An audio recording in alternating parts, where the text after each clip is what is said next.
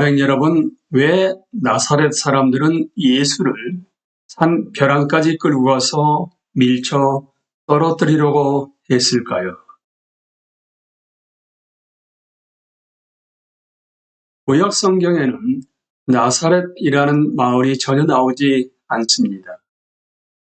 청동기 시대 중기에 가나안인이 살던 집 몇 채가 흩어져 있었던 것을 제외하면 이 마을의 사람들이 정착한 것은 기원전 2세기경으로 알려져 있습니다. 그 기간에 마카비 가문의 아리스토블루스가 갈릴리를 정복하여 유대 세계로 만들었습니다. 나사렛은 4세기까지도 여전히 유대인만 거주하는 마을로 알려져 있었습니다. 더욱이 가이사라에서 나온 돌 조각은 예루살렘이 함락된 뒤에 성전에서 온 24반열의 제사장 가운데 한 반열이 이제는 피난민이 되어 나사렛에 정착했다고 기록하고 있습니다. 온통 유대인만 살고 보수성이 강한 동네였으니 이런 일이 일어나는 것도 당연했습니다. 이런 사실들을 통틀어 나사렛을 정착민이 살던 동네로 묘사합니다. 갈릴리는 이방인의 갈릴리가 되었습니다. 기원전 2세기에 마카비 왕조의 민족주의는 그 땅을 애초부터 자기네 거주했던 땅으로 만들려고 했습니다. 그들의 행동 계획은 그 지역을 정복한 뒤 유대인 정착민들을 유대로부터 갈릴리 땅으로 이주시키는 것이었습니다.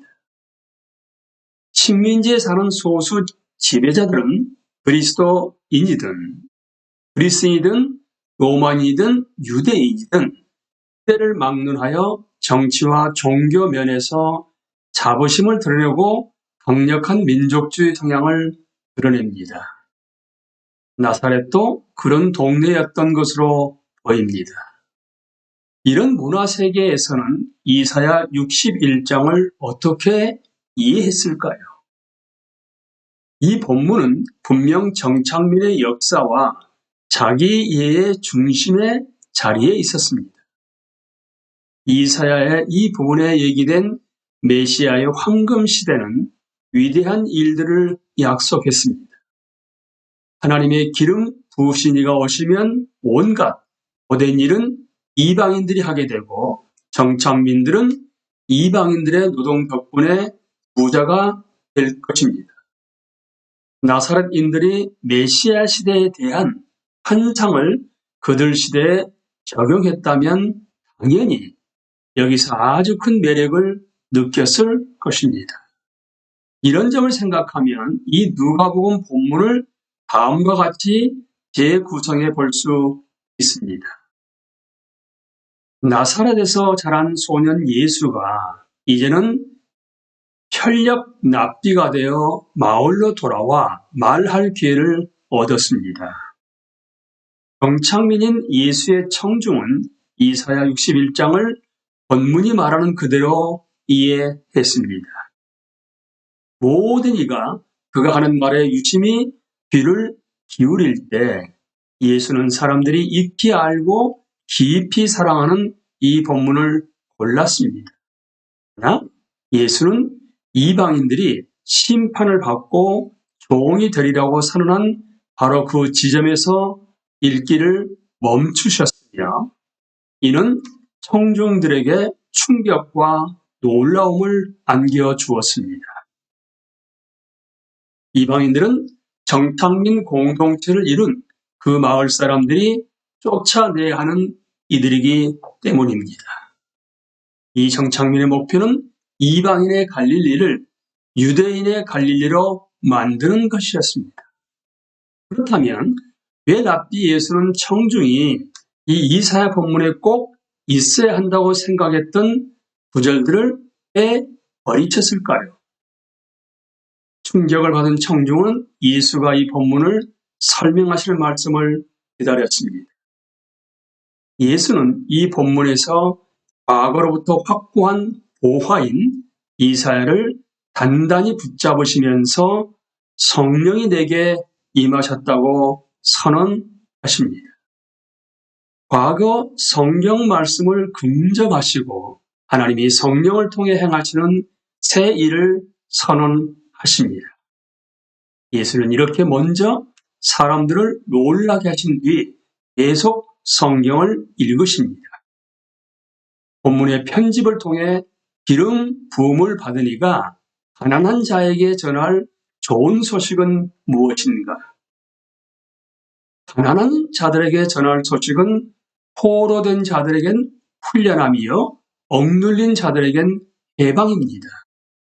이런 경우 예수의 사역은 사람들을 묶어 놓는 경제, 사회, 정치적 사슬의 힘을 끊어버리는 것이었습니다. 이 구절은 희년이 왔음을 뜻한다고 볼 수 있습니다. 희년에는 모든 노예가 풀려나 자유민이 되고 빚도 면제받으며 죄수도 풀려납니다. 이는 희년 언어로 메시아의 해, 곧 당신 백성에게 큰 복을 베푸시는 야훼의 해라고 선포하는 것으로 볼 수 있습니다.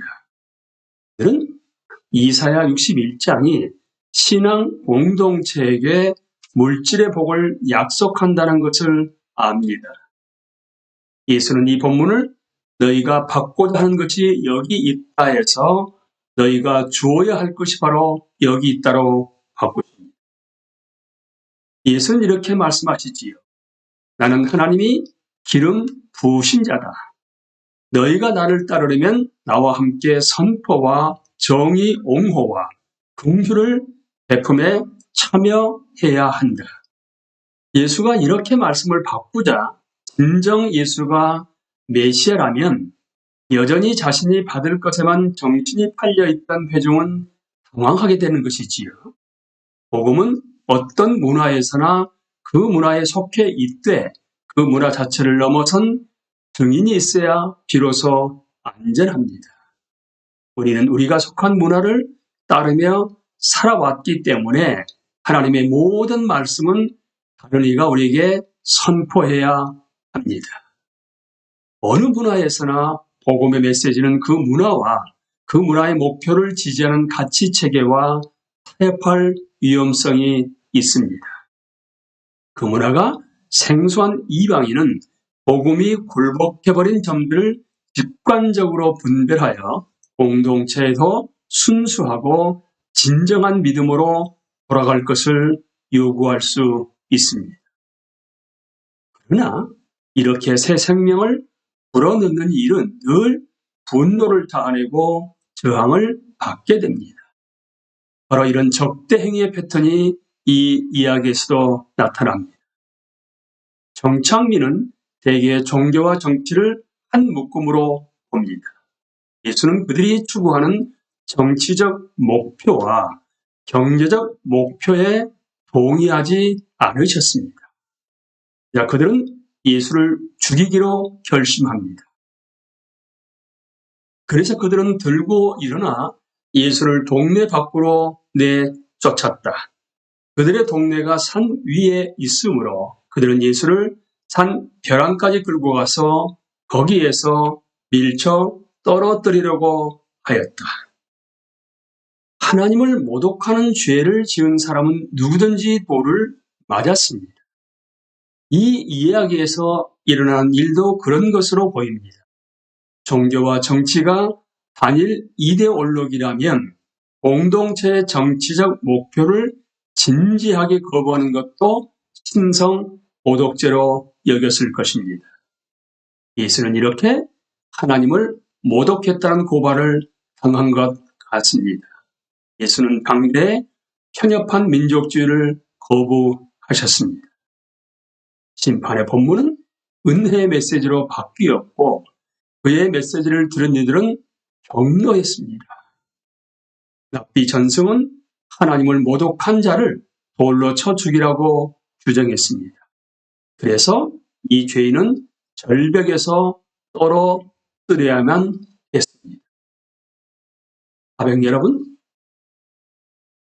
주의 성령이 내게 임하셨으니 이는 가난한 자에게 복음을 전하게 하시려고 내게 기름을 부으시고 나를 보내사 포로된 자에게 자유를, 주의 은혜의 해를 전파하게 하려 하십니다.